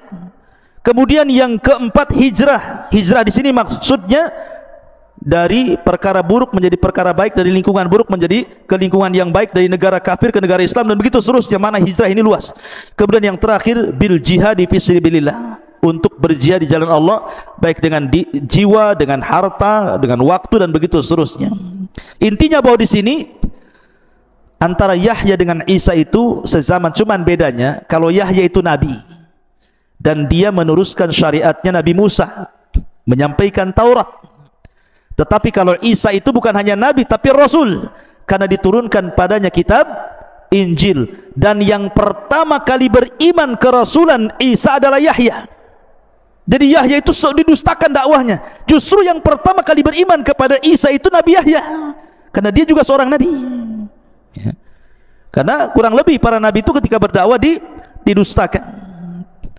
Baik, karena juga waktu, kita langsung saja. Lalu bagaimana kisah wafatnya Nabi Yahya ini? Kisah wafatnya memang sangat tragis sekali. Dahulu ada seorang raja, seorang hakim di Palestina, namanya Herodia, yang sebelumnya dipimpin oleh Herodus. Namanya dulu Herodus, kemudian meninggal Herodus, diganti dengan Herodia. Dialah hakim Palestina kala itu.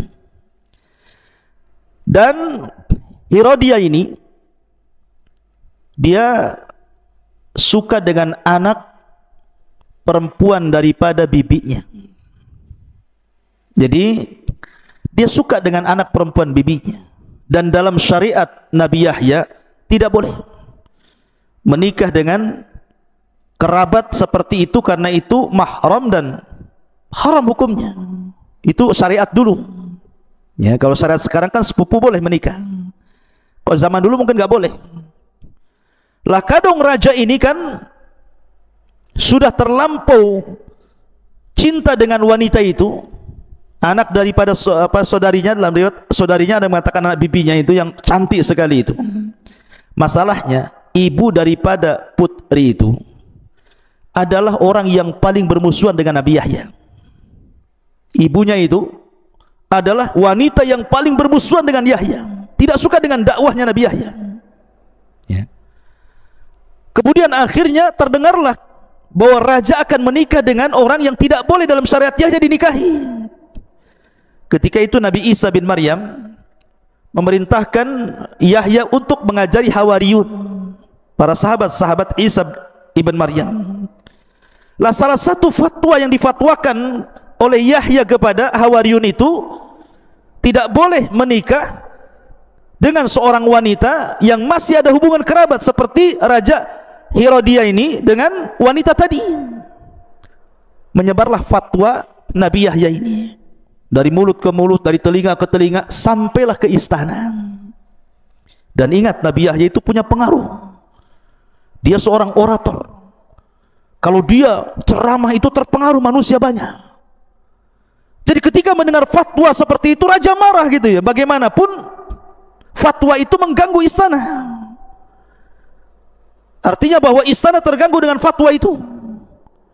Akhirnya kemudian suatu ketika wanita itu karena takut tidak jadi nikah dengan raja, maka sang ibu dari wanita yang hendak dinikahi raja itu disuruh menghantarkan khamar kepada raja. Itu diminum. Maka Herodia pun meminum khamar, mabuklah. Ketika mabuk itulah ibunya mengatakan kepada anak putrinya, berdandanlah dengan dandanan yang paling cantik, lewatlah di hadapan raja. Akhirnya dia pun dandan dengan dandan cantik. Raja lagi mabuk, kemudian lihat wanita yang dicintainya tiba-tiba lewat dengan dandan yang paling cantik, makin gila dia. Gila kuadrat namanya. Udah gila-gila lagi, gila di atas gila ya. Maka akhirnya dikejarnya wanita itu dan mengatakan, ayo nikah sekarang gitu ya. Tetapi wanita ini sudah dibisikin oleh ibu yang kafir ini dan mengatakan, kalau raja menghendaki supaya cepat nikah, maka katakan kepada sang raja, maharnya kepala Yahya, maharnya kepala Nabi Yahya. Subhanallah ya. Akhirnya kemudian ketika wanita itu ngomong sama raja, kau boleh menikahi diriku, tapi saya minta maharnya kepala Nabi Yahya. Raja ini kan bagaimanapun masih menghormati, karena terkadang dia pun minta fatwa kepada Nabi Yahya. Makanya dia mengatakan kepada wanita itu, janganlah minta yang itu. Kalau kau minta emas saya kasih, minta istana saya kasih, minta harta saya kasih, mau apa saja, tapi jangan itu. Tapi wanita itu mengatakan, tidak, itu mahar saya. Dengan sebab itulah akhirnya Herodia ini, Raja Herodia ini mengutus pasukan untuk menangkap Yahya dan memenggal kepalanya. Diutus pasukan besar. Lah Yahya sedang mengajar di masjid.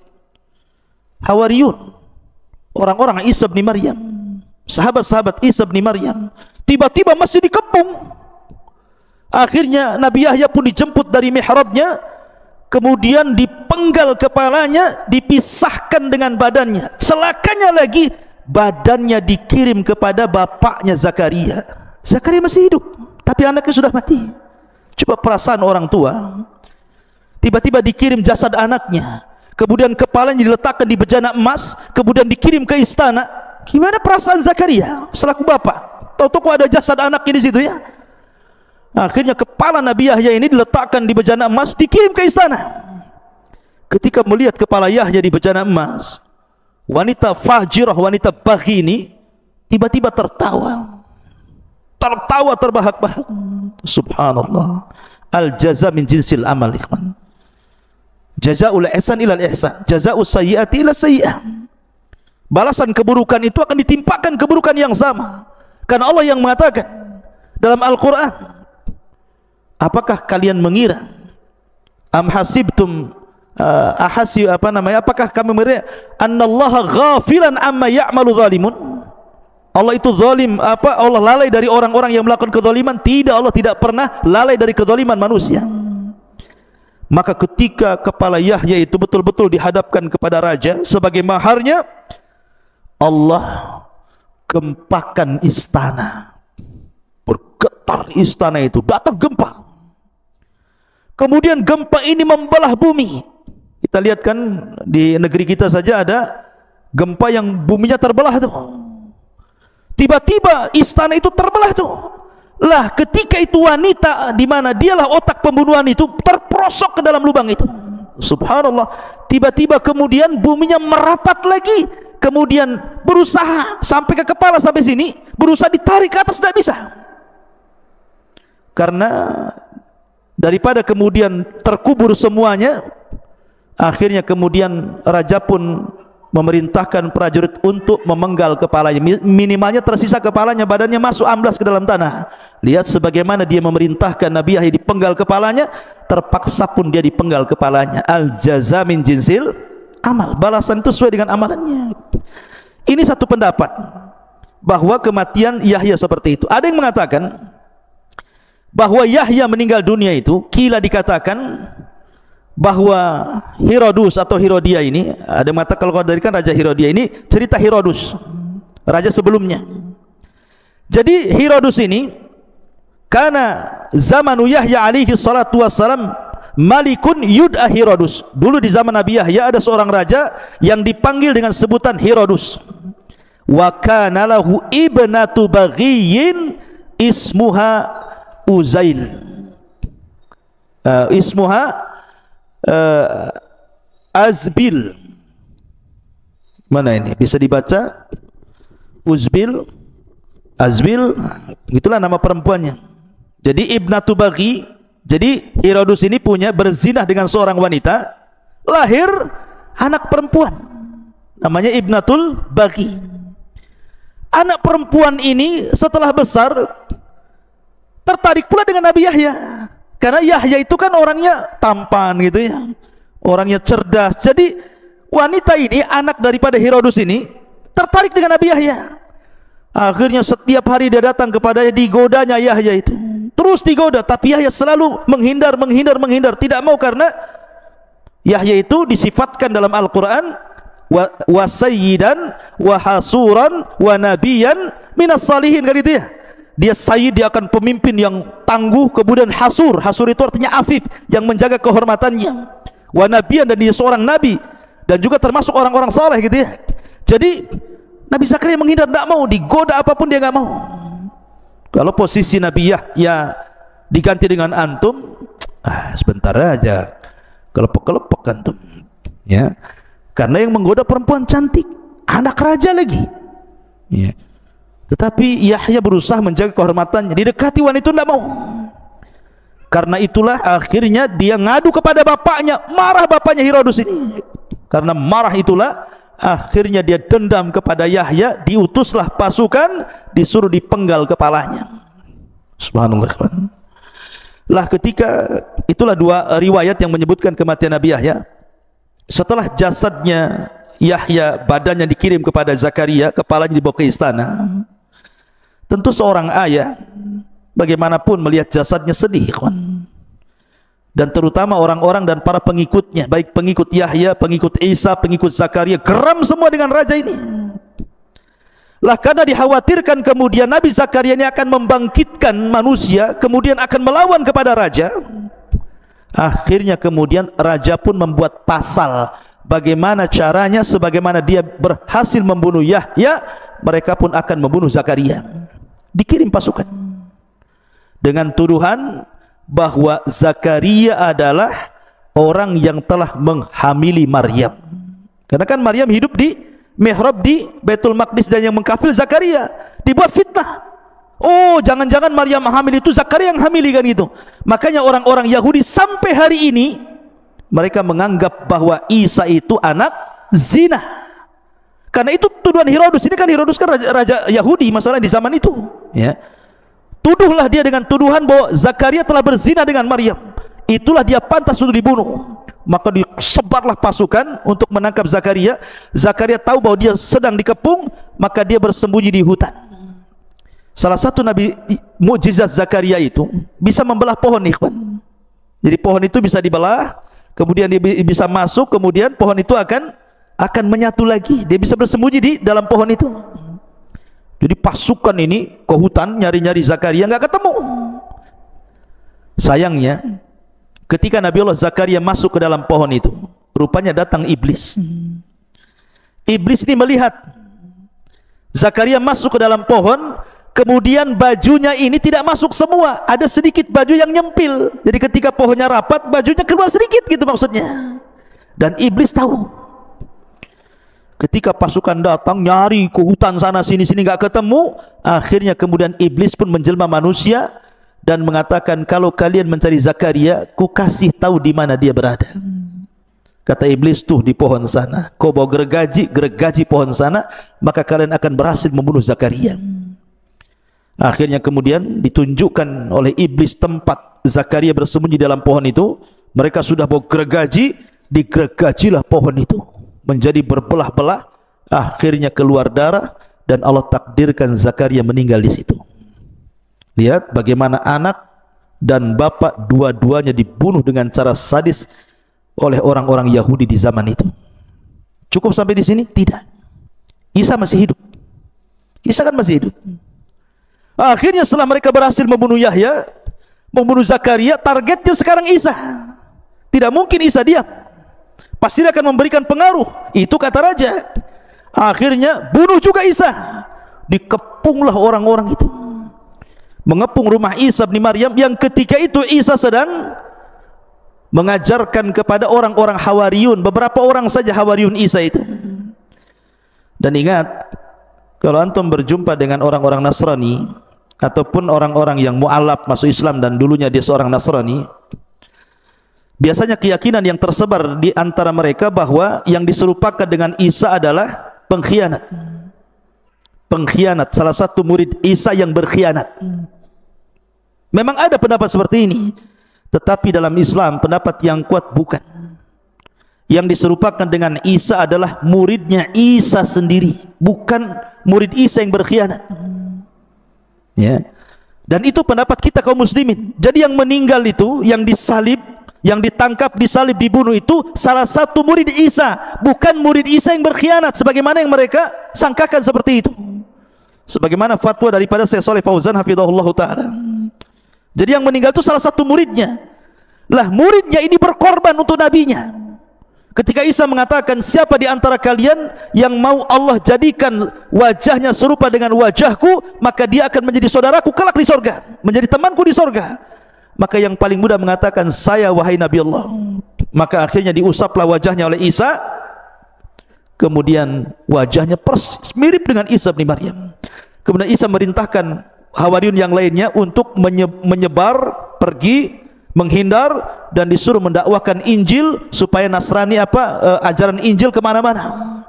Tetapi setelah mereka pergi, yang ada di rumah itu cuma dua, Isa dengan salah satu muridnya yang diserupakan dengan Isa. Maka Isa pun kemudian oleh Allah ditidurkan, inni mutawaffika, ya Isa, aku wafatkan. Mutawaffi di sini artinya apa? Allah tidurkan, bukan Allah matikan, Allah tidurkan. Makanya doa setelah tidur apa? Siapa yang hafal doa setelah tidur? Doa setelah tidur apa? Alhamdulillahilladzi amatana ba'dama ahyana ba'dama amatana wa ilaihi nusyur, kan itu. Ya alhamdulillah, segala puji bagi Allah yang telah menghidupkan dari kematian. Berarti mati tidak harus hilang nyawanya. Tidur itu disebut mati juga, gitu maksudnya di sini ya. Maka kalimat inni mutawaffika wa rafi'uka ilayya, sesungguhnya aku wafatkan, maksudnya aku tidurkan dan aku angkat engkau hai Isa. Ketika Allah sudah angkat ke langit, datanglah rumah itu dikepung oleh tentara raja itu, kemudian ditangkaplah orang yang menyerupai Isa, padahal itu murid setianya Isa. Hawariyun Isa ditangkap, kemudian dibunuh, disalib, maka orang Yahudi mengatakan qatalnal Masih ibn Maryam, kami sudah membunuh Al-Masih ibn Maryam. Allah bantah, wa ma qataluhu wa ma sallabuhu walakin syubbiha lahu bal rafa'ahu Allahu ila sama. Mereka tidak membunuh Isa, mereka tidak menyalib Isa, bahkan yang dibunuh dan yang disalib yang diserupakan Isa, bahkan Isa diangkat ke langit. Ya, sekaligus tiga nabi jadi target. Kalau Allah Subhanahu wa taala tidak angkat Isa ke langit, tentu Isa pun jadi sasaran pembunuhan. Tetapi sudah kudrat Allah, artinya kehendak Allah bahwa seorang rasul tidak mungkin mati dibunuh. Rasul tidak mungkin mati dibunuh, karena rasul itu membawa syariat baru. Tidak mungkin nabi yang membawa syariat baru, rasul gitu ya, dibunuh. Makanya lihat para rasul ulul azmi itu, mereka tidak mati dibunuh supaya bisa menyebarkan risalahnya. Dan para ulama mengatakan ketika Isa naik ke langit, maka Isa sudah menyampaikan seluruh risalah Injil kepada kaumnya. Artinya ketika diangkat itu sudah tidak lagi ada beban menyampaikan Injil. Makanya ketika turun di akhir zaman, dia tidak lagi diperintahkan Allah untuk menyebarkan Injilnya, tetapi ada tugas lain. Pertama, intinya tugasnya adalah membunuh Dajjal. Kemudian setelah itu mematahkan salib, membunuh babi, dan berhukum dengan hukum keadilan. Dan Isa akan hidup di akhir zaman. Adapun apakah Isa menikah kemudian punya anak, wallahu alam, hadisnya juga lemah. Tapi yang jelas Isa akan turun di akhir zaman, menunjukkan bahwa kenapa Isa turun di akhir zaman, salah satu faedahnya bantahan kepada orang Yahudi dan Nasrani. Apa bantahan kepada Yahudi? Kalian ngomong aku sudah mati, ini aku turun loh, aku masih hidup. Nah gitu maksudnya. Adapun bantahan kepada Nasrani, karena Isa sholat di belakang Imam Mahdi, nggak mungkin Tuhan sholat di belakang Imam Mahdi. Mereka kan mengatakan bahwa Isa itu Tuhan, ada yang mengatakan Isa anak Tuhan, Isa satu di antara tiga Tuhan, kan itu ya? Tidak. Isa sholat di belakang Imam Mahdi, menunjukkan dia hamba Allah dan Rasulnya. Kita tidak membeda-bedakan para nabi dan Rasul, termasuk Isa bin Maryam kita beriman ya, dan kita mencintai Isa sebagaimana mencintai para nabi yang lain.